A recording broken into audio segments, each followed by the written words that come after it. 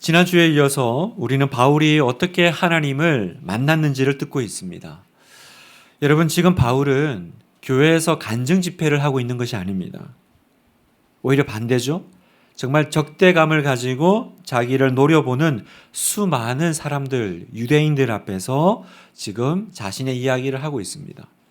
얼마나 두렵고 긴장되는 시간일까요? 그런데 우리가 바울의 태도에서 한 가지 이렇게 분명하게 드러나는 것은 뭐냐면 전혀 그런 내용에 대한 두려움이 나타나지 않는다는 것입니다.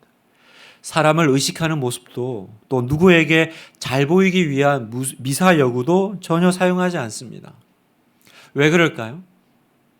왜냐하면 바울은 지금 자기의 처지와 자기의 상황을 변호하고 있지 않기 때문입니다. 바울은 오롯이 자신이 만난 하나님에 대해서 지금 변호하고 변론하고 있습니다.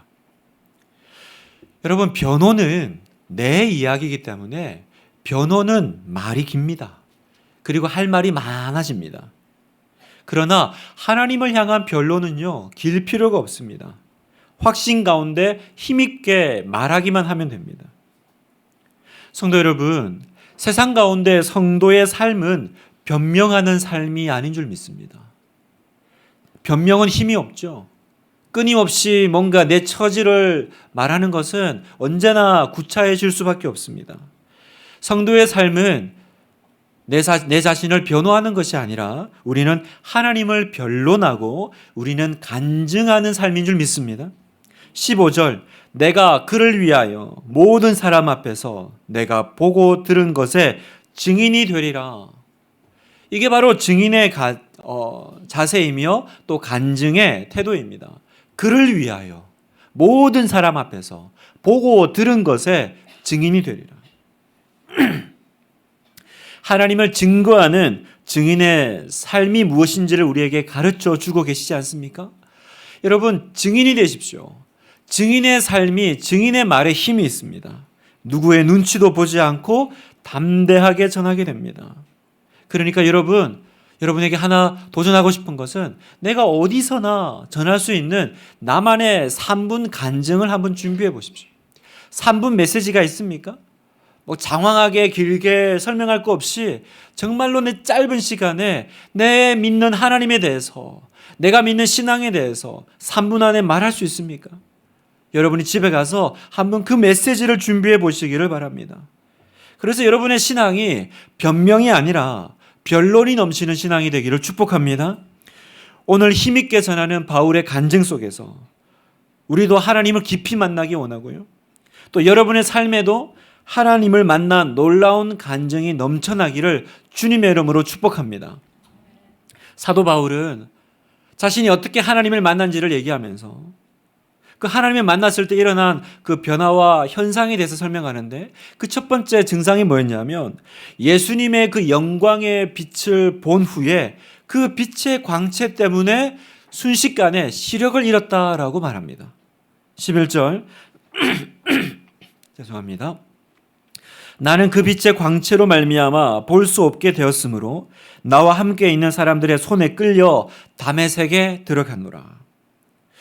여러분, 너무나 강렬한 빛을 보면 눈에 무리가 오는 건 당연하죠. 때론 우리 주변에 하나님을 보여주면 믿겠다라고 하는 사람들이 있습니다. 그러나 여러분, 과연 보여주면 볼 수는 있을까요? 어느 랍비에게 한 청년이 나에게 하나님을 보여주십시오.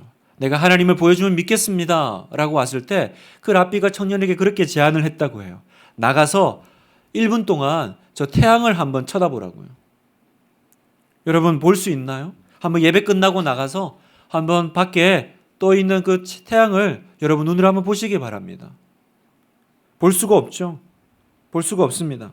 태양을 90초만 쳐다봐도요 망막에 손상이 온다고 해요.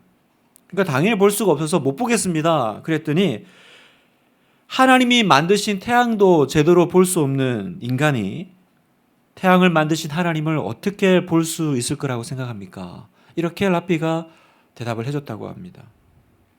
그렇습니다, 여러분. 볼 수도 없을 뿐더러 하나님이 나타나셔도 우리는 그걸 감당할 수 없는 너무나도 연약한 인간이라는 거예요. 여러분, 바울이 그렇게 예수님의 그 영광의 빛 앞에서 시력을 잃었는데요. 그러나 지금 오늘 이 이야기는 어떤 신체적인 그런 변화의 이야기를 말하고자 하는 것이 아닙니다. 바울이 진짜 예수님 만나서 그 빛 앞에서 눈이 어두워졌다, 그 말도 있지만 그 안에는 더 깊은 영적인 의미와 뜻이 숨겨져 있습니다. 그것이 무엇일까요? 여러분, 그동안 바울은, 이때는 이제 사울이죠. 사울은 어떤 삶을 살아왔습니까? 어떻게 인생을 살아왔죠? 정말 의기양양 자신의 인생을 살았습니다. 어디든 내가 원하는 곳에 내 발로 걸어 들어가는 자기 주도적인 삶을 살아오지 않았습니까? 내 인생의 결정권자는 항상 나였습니다. 내가 결정하고 내가 그 자리에 가는 거죠. 그런데 그런 바울을 하나님이 지금 시력을 잃게 만드신 거예요. 지금 이 무슨 말입니까? 이제는 스스로 움직일 수 없게 하신 겁니다. 누군가의 인도함을 받지 않으면 한 걸음도 움직일 수 없는 형편이 되게 하셨다는 거예요. 성도 여러분, 우리는 세상에 대해서 너무 눈을 크게 뜨고 또 너무 열심히 살아갑니다.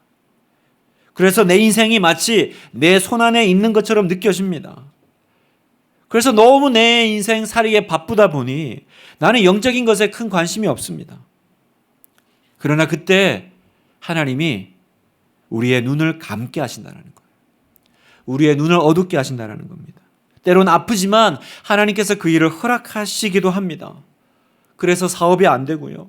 몸에 병이 들기도 합니다. 원하는 계획이 틀어지고요. 간절히 원했던 목표에 실패하기도 합니다. 왜 그렇습니까? 왜 하나님이 그렇게 하십니까? 그건 영적으로 보면 내가 눈 감는 시간이기 때문에 그래요. 세상이 아무것도 보이지 않으면 그때야 비로소 내 눈이 하나님을 향해서 뜨게 되어 있기 때문입니다. 데살로니가전서 5장 9절을 같이 한번 읽을까요? 시작. 하나님이 우리를 세우심은 노하심에 이르게 하심이 아니요 오직 우리 주 예수 그리스도로 말미암아 구원을 받게 하심이라. 아멘. 노하심이 아니라 구원받게 하려는 주님의 뜻이라는 거예요. 내가 내 뜻대로 살 수 있는 존재인 줄 알았어요. 내 마음대로 할 수 있는 존재인 줄 알았어요. 다 모든 것이 내 손에 쥐어져 있는 줄 알았습니다. 그런데 내 마음대로 할 수 없는 존재이구나. 그걸 깨달았을 때 그때서야 비로소 내 안에 하나님의 자리가 생기는 거예요. 여러분 다 그렇지 않습니까? 얼마나 여러분 자신 있게, 얼마나 또 여러분의 인생을 계획하며 살아오셨습니까? 그래서 제가 이렇게 제일 참 이렇게 어처구니 없는 게, 병원에 가면 보호자 사인하라고 할 때 제일 어처구니가 없습니다. 내가 무슨 보호자입니까? 이렇게 수술할 때 보호자 사인하세요. 그건 정말로 책임 전가밖에 아닌 거예요. 내가 무슨 이 아이의 보호자며 내 가족의 보호자입니까? 아무것도 할 수 없는 무력감을 느끼는 시간이 그 보호자 사인할 때 그 시간이더라고요. 그때 깨달아요. 내가 돈만 있으면 치료하고 옆에 병원만 있으면 갈 수 있고 의사가 있으면 나을 줄 알았지만, 그러나 그 보호자 라인에 사인을 하면서 정말 철저한 무력감을 느끼지 않나요? 하나님 도와주세요. 그 중환자실 앞에서, 그 수술실 앞에서 항상 물어요. 내가 무슨 보호자인가? 내가 무슨 보호자인가? 만약 지금 여러분 아무것도 볼 수 없게 된다면 여러분 뭐 하시겠어요? 지금 갑자기 여러분의 시력이 사라지게 된다면 여러분 할 수 있는 게 뭐겠습니까? 그건 하나님을 찾는 거요. 그건 기도밖에 남지 않겠습니까? 하나님이 나로 하여금 눈 감게 하실 때가 있어요. 하나님이 마치 내 인생 가운데 간섭하셔가지고 내 시야를 가려버리실 때가 있습니다. 그건 영적으로 어떤 의미입니까? 내가 지금 하나님을 찾고 기도해야 될 때이구나. 기도 말고는 할 수 있는 게 아무것도 없는 시간. 그 시간이 여러분에게 있지 않았습니까? 또 그 시간을 통과하고 계시지 않습니까? 사도행전 9장 11절에 주께서 이르시되 일어나 집가라 하는 거리로 가서 유다의 집에서 다소 사람 사울이라는 사람을 찾으라. 그가 뭐하고 있어요? 기도하는 중이니라. 눈 멀어 사람들에게 이끌려 기도하고 있는. 그렇습니다. 세상에 눈 감아지는 그 시간이 찾아올 때 우리는 그제서야 기도합니다. 기도합니다. 병원에 입원하면 공통적인 게 있습니다. 딱 병원 입원하면 어떻게 돼요? 병원복 갈아입히고 바로 침대에 눕히고 링겔 놓습니다. 그죠? 그러면 그때부터 아무것도 못하고 그냥 매이게 돼요. 그전까지 내가 모든 걸 다 할 수 있고 움직일 수 있던 사람인데요. 아프면 아무것도 못합니다. 아프면 매입니다. 그때서야 자기를 돌아보지 않아요? 그때서야 자기의 처지와 상황을 깨닫지 않습니까? 그래서 여러분, 마귀도 병들면 천사 된다라는 말이 있어요.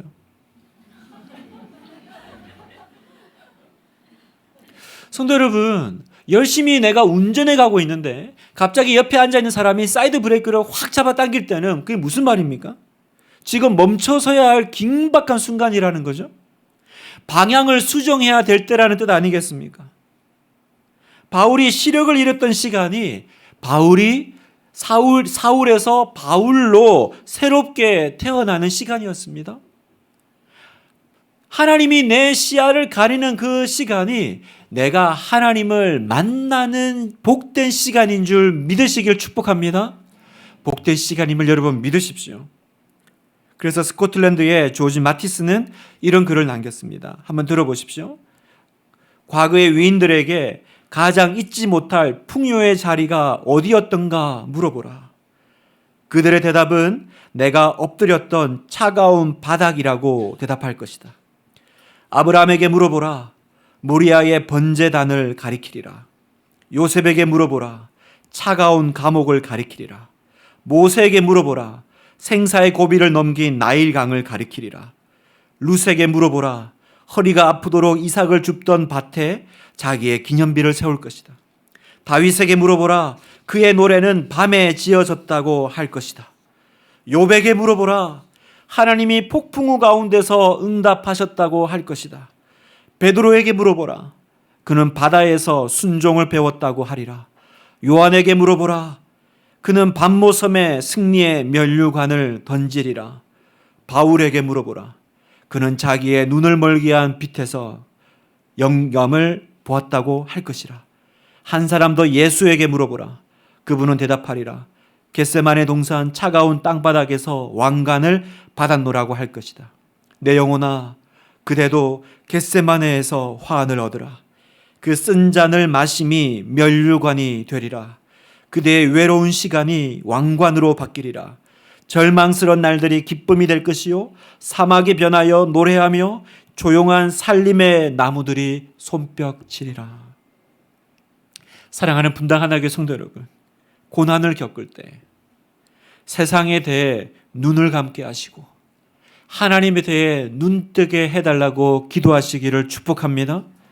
내 인생의 가장 어두운 시간은 이제 가장 밝은 빛을 조우하는 시간임을 꼭 기억하시기를 주님의 이름으로 축원합니다. 바울이 그렇게 눈이 멀어 그리고 주님을 만나고 이제 두 번째 질문을 던집니다. 여러분, 바울의 첫 번째 질문은 주님 누구십니까? 물었잖아요. 두 번째 질문, 중요한 인생의 질문이 있습니다. 하나님 누구십니까? 물었던 바울은 이제 내가 무엇을 하면 됩니까? 라고 묻습니다. 자, 10절을 같이 한번 읽을까요? 시작. 내가 이르되 주님 무엇을 하리이까? 주께서 이르시되 일어나 다메섹으로 돌아가라. 내가 해야 할 모든 것을 거기서 누가 이르리라 하시거늘. 그전에는 세상밖에 안 보이던 사람이었습니다. 그런데 하나님을 향해서 눈이 딱 열리니까 이제는 어떻게 살아야 될지 질문이 생기는 거예요. 이전처럼 살 수는 없는데 제가 어떻게 살아야 됩니까, 하나님? 이 질문이 생깁니다. 여러분에게도 이 질문이 있어야 됩니다. 매 예배마다 하나님, 제가 어떻게 살아야 됩니까? 그런데 여기 보세요. 예수님의 대답이 의외입니다. 뭐라 그래요? 주님 무엇을 하리이까? 주께서 이르시되 일어나 다메섹으로 들어가라. 다메섹으로 가라 말씀하세요. 여러분, 다메섹은 지금 바울이 원래 가고 있는 곳입니다. 그런데 예수님이 뭘 할까요? 다시 돌아갈까요? 아니, 네가 가던 길을 계속 가. 다메섹으로 가라고 말씀하십니다. 별로 달라진 것이 없어 보여요. 여러분, 그렇습니다. 장소는 변한 것이 없습니다. 그런데 뭐가 달라졌어요? 이제 똑같은 곳을 가지만 그곳으로 가는 의미와 목적이 달라지는 것입니다. 예수 믿기 전에는 예수 믿는 사람 잡아 죽이러 가는 곳이었습니다. 그러나 예수 믿고 난 뒤에는 전혀 다른 목적 때문에 이제 그곳으로 가는 거예요. 성도 여러분, 예수님 믿고 은혜 받고 뭔가 크게 달라질 줄 알았는데 여전히 그 삶, 그 인생입니다. 그렇지 않습니까? 우리가 예수님 믿고 이 세상 떠나서 어디 다른 세상 들어가 사는 것이 아닙니다. 여전히 내가 몸담고 있는 그 직장이고요, 그 가족이고요, 그 사람들입니다. 그러나 달라진 것이 있다면 이제 그곳에 들어가는 의미와 목적이 달라지는 것입니다. 여러분, 예수님 만난 사람에게는요, 모든 것의 의미와 목적이 다 달라집니다. 하나님은 바울에게 말씀하셨습니다. 제가 뭘 할까요? 다시 다메섹으로 들어가라. 거기서 내가 다시 시작할 것이다 라고 주님은 말씀하시는 거예요. 여러분, 요한복음 4장에 우리가 잘 알려진 그 우물가 여인이요, 수가성의 여인이요, 그 자기가 사는 동네를 얼마나 싫어했습니까? 내 모든 과거를 다 아는 사람들, 그 동네, 그래서 사람들 마주치기 싫어가지고 제일 더울 때 정오에 떼약볕이 있던 그 시간에 물길로 나와요. 마주치기 싫어가지고. 그랬던 사람입니다. 얼마나 기회만 있으면 떠나고 싶은 동네였을까요? 그런데 예수님을 만나고 난 뒤에 달라지죠. 피하고 싶은 동네가 아니라 오히려 뛰어들어가서 내가 예수님을 만났다 외치는 동네가 됩니다. 주님은 오늘도 시집살이로 힘든 사람에게 얼른 그 집에서 탈출하라 그러실 것 같지만 오히려 그 집으로 들어가라 라고 하십니다. 아무리 형편없는 배우자라도요, 주님은 다시 그에게로 들어가라 라고 하십니다. 그래서 예수님을 만나면 희한한 일이 벌어지기 시작합니다. 힘들어서 떠났던 사람들이 다시 그 자리로 돌아오기 시작한다는 거죠. 부모가 싫고 가정이 싫고 나라가 싫어서 떠났던 사람들이 예수님 만나니까 다시 돌아와요. 마치 연어 때처럼. 왜요? 장소는 그대로지만 그곳을 바라보는 시선과 그곳으로 가는 목적이 달라졌기 때문입니다. 그래서 제가 어떤 간증을 보니까 그 탈북하는 분들을 돕는 그 목사님 이야기를 보니까요, 그 탈북을 위해서 모든 걸 걸고 생명을 걸고 나왔던 사람들 아닙니까? 그런데 어떤 분들은요, 다시 돌아간대요. 왜 돌아가냐? 중국에 나와서 복음을 듣고는 어떤 할아버지가 그러더라는 거예요. 잠깐 나가서 목사님 기도하고 오겠습니다. 그러더니 제가 다시 북한으로 들어가야겠습니다. 그 전까지는 어떻게든 떠나고 싶은 땅인데 복음을 듣고는 가슴이 뜨거워서 내가 들어가서 그 땅 어떻게 합니까? 그 민족, 우리 민족 어떻게 합니까? 내가 다시 들어가야겠습니다. 그러고는 다시 울면서 그 땅으로 들어가는 사람들이 있더라는 거예요. 오늘 우리도 예배 드립니다. 그리고 끝나면 집에 가면요, 내가 여전히 살던 그곳으로 돌아갑니다. 그러나 그곳은 예전에 그곳이 아닐 줄 믿습니다. 아멘입니까, 여러분? 예전에 그곳이 아닐 줄 믿습니다. 공기가 다르고 역사가 다릅니다. 하나님은 내가 무너진 그곳에서 다시 시작하십니다. 뿐만 아니라 무너진 그곳에서 새로운 꿈을 꾸게 하실 줄 믿습니다. 사도 바울은 이제 그 꿈을 받는 거예요. 그래서 기도하면서 새로운 비전을 받습니다. 자, 17절 보면 후에 내가 예루살렘으로 돌아와서 성전에서 기도할 때에 황홀한 중의 봄에 주께서 내게 말씀하시되 속히 예루살렘에서 나가라. 그들은 내가 내게 대하여 증언하는 말을 듣지 아니하리라 하시거늘. 아까는 다메섹으로 들어가라 하셨던 주님은 이제는 떠나라 하십니다. 나가라 하십니다. 왜 나가고 떠나라 하십니까? 하나님이 바울에게 예루살렘에서 떠나라고 하신 이유는 그를 이제 이방인에게 보내는 새로운 비전을 위해서였습니다. 21절 나더러 또 이르시되 떠나가라. 내가 너를 멀리 이방인에게로 보내리라 하셨느니라. 하나님은 바울을 향한 놀라운 계획과 섭리를 갖고 계셨기 때문에 떠나라고 하신 거예요. 그런데 여러분 생각해 보십시오. 바울의 입장에서는 굉장히 자신 없는 일이었을 겁니다. 왜요? 자신은 사실은 하나님이 쓰시기에는 너무 가슴 아픈 과거의 이력자이기 때문입니다. 19절 20절을 보면 떠나라 그러니까 뭐라 그래요? 내가 말하기를 주님, 내가 주를 믿는 사람들을 가두고 또 각 회당에서 때리고 또 주의 증인 스데반이 피를 흘릴 때에 내가 곁에 서서 찬성하고 그 죽이는 사람들의 옷을 지킨 줄 그들도 아나이다. 무슨 말입니까? 이렇게 추악한 과거를 가진 사람을 하나님이 쓰실 리가 없지 않느냐 그 말입니다. 내가 이런 삶을 살았는 거 하나님도 아시고 사람들도 알아요, 하나님. 그런데 제가 어떻게 이 비전과 꿈을 받을 수가 있습니까? 그래서 여러분, 기도하는 경건한 사람이었던 아나니아도요, 하나님께서 그 바울을 돕기 위해서 네가 이제 바울을 찾아가라, 직가로 가라 그랬을 때요, 그 직가는 도시 이름이 아니고 그 스트레이트 웨이입니다. 그러니까 바른 길, 그죠? 긴 대로를 말하는 겁니다. 직가로 가라 그랬을 때 아나니아도 물어요. 사도행전 9장 13절에 아나니아가 대답하되 주여, 이 사람에 대해서 내가 여러 사람에게 듣사온즉 그가 예루살렘에서 주의 성도에게 적지 않은 해를 끼쳤다 하더니. 무슨 말이에요? 이렇게 나쁜 사람 뭐하러 하나님 간섭하세요? 이런 사람도 주님이 쓰시느냐라고 되묻는 거죠. 그때 하나님의 응답은 무엇입니까? 15절 주께서 이르시되 가라, 이 사람은 내 이름을 이방인과 임금들과 이스라엘 자손들에게 전하기 위하여 택한 나의 그릇이라. 사랑하는 여러분, 성도 여러분, 하나님이 사용하지 못할 사람은 없습니다. 아멘입니까? 하나님이 사용하시지 못할 사람은 없습니다. 고린도후서 5장 17절 우리 같이 믿음으로 선포합시다. 시작. 그런즉 누구든지 그리스도 안에 있으면 새로운 피조물이라, 이전 것은 지나갔으니 보라 새 것이 되었도다. 여러분, 여기서 가장 특별한 은혜가 있는 단어는 바로 저 노란색 줄 쳐져 있는 누구든지입니다. 누구든지. 누구든지. 여러분은 정말 누구든지를 믿습니까?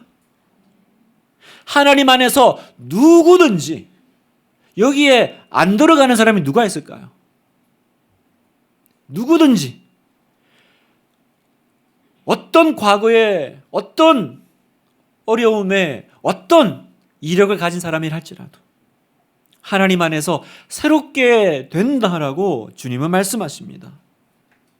여러분이 그 사실을 믿으시기를 축복합니다. 그 안에 나도 포함되어야 한다라는 거 아시죠? 여러분은 어떤 분들이십니까? 여러분 옛날에 어떤 삶을 사셨어요? 이렇게 옷 벗으면 등에 용 있고 막 그러십니까? 팔뚝에 착하게 이렇게 있습니까? 상관없습니다. 상관없습니다. 하나님께 과거는 중요하지 않습니다. 누구든지 그리스도 안에 있으면 새로운 피조물이라. 이전 것은 지나갔다라는 말은, 지나갔다라는 것은 죽었다라는 것입니다. 끝났다라는 거예요. 여러분, 교회는 어떤 곳이어야 됩니까? 여러분, 우리가 사랑하는 이 분당 하나교회는 어떤 곳이어야 됩니까? 교회 안에 용서받지 못할 죄인이 있어서는 안 됩니다. 비록 후회가 가득한 과거가 있더라도 교회는 용납해야 되고요, 다시 새롭게 일어설 수 있는 힘을 주는 곳이어야만 합니다. 연장자 증후군이란 말 들어보셨어요? 연장자 증후군은 뭐냐면 무언가 새롭고 도전적인 일을 하고자 할 때 앞선 경험자들이 그걸 이렇게 막는 일인 거예요. 비난과 냉소적인 조언을 하는 것이 바로 연장자 증후군입니다. 알티 켄달 목사님은 이렇게 말했습니다. 오늘날 하나님께서 하고 계신 일에 가장 강하게 대적하는 사람은 다름 아닌 어제 쓰임 받은 사람이다. 이 수준 높은 말이 이해가 되십니까, 여러분? 오늘 하나님이 하시는 일에 가장 반대하는 사람이 어제 강력하게 쓰임 받았던 사람들이라는 거예요. 무슨 말입니까? 어제 하나님의 일에 동참했던 사람들이 자신의 그 생각과 또 가치관에 또 선입견에 매여 가지고 그걸 못 따라가고 있는 거죠. 처음에는 열린 마음으로 하나님을 믿고 요소와 갈렙같이 전진해 나가던 교회들이요, 시간이 지나면 어제의 자기의 선입견과 자기 생각으로 하나님을 제한하기 시작합니다. 하나님은 지금 큰 일을 하기 원하시고 새 일을 이루어나기 원하시는데 교회가 그걸 못 따라가고 있는 거죠. 사랑하는 여러분, 하나님의 일은 언제나 새 일이고 하나님의 노래는 언제나 새 노래인 줄 믿습니다. 올해 우리 교회 표어 말씀이 뭡니까? 다 기억하고 있지만 말하지 않고 계시네요. 그렇죠. 다 저는 여러분을 믿습니다. 여러분은 절대 그러신 분들이 아니십니다. 이사야 43장 18절 말씀 아니었습니까? 우리 같이 한번 외워볼까요? 네, 같이 읽겠습니다. 시작. 너희는 이전 일을 기억하지 말며 옛날 일을 생각하지 말라. 보라, 내가 새 일을 행하리니 이제 나타낼 것이라. 너희가 그것을 알지 못하느냐? 반드시 내가 광야에 길을 사막에 강을 내리니. 아멘. 보라, 내가 새 일을 행하리니. 하나님은 언제나 새 일을 행하십니다. 그 일은 어떤 일입니까? 광야의 길, 사막의 강. 이건 매칭이 안 되는 거죠. 광야는 길이 없는 곳이고 사막은 강이 없는 것입니다. 그러나 너희가 그것을 알지 못하겠느냐? 반드시 내가 할 것이다 라는 거예요. 사랑하는 여러분, 하나님은 과거에 매여 계시지 않으세요. 아무리 그것이 영광스러운 날들이라도 하나님은 또 그것을 벗어버리기를 원하십니다. 매일 내가 알던 성경이 아니라 여러분 날마다 성경을 새롭게 읽으시기를 축복합니다. 성경이 맨날 읽어도 그 성경처럼 보이면 그러면 거꾸로 들고라도 읽으세요. 이렇게 하면 좀 새롭게 읽혀질까? 하나님은 지금 저기서 나를 기다리고 계십니다. 저기서 나에게 오라고 손짓하고 계십니다. 하나님은 바울의 과거에 상관하지 않으시고 새로운 비전을 주셨습니다. 여러분 자신은 어떠십니까? 이런 나는 하나님이 절대 사용하실 리가 없어. 그런 절망감에 빠져 계신 분 있습니까? 아닙니다, 여러분. 이렇게 기도하십시오. 주님, 내가 여기 있사오니. 주님, 내가 여기 있사오니 나를 사용해 주시옵소서. 바울은 언제 그 콜링을, 그 사명을 받습니까? 기도 중에, 황홀한 중에 주께서 말씀하시기를. 그래서 우리가 다음 주 특세를 기대하고 있습니다. 특별한 은혜를 하나님이 준비하고 계십니다.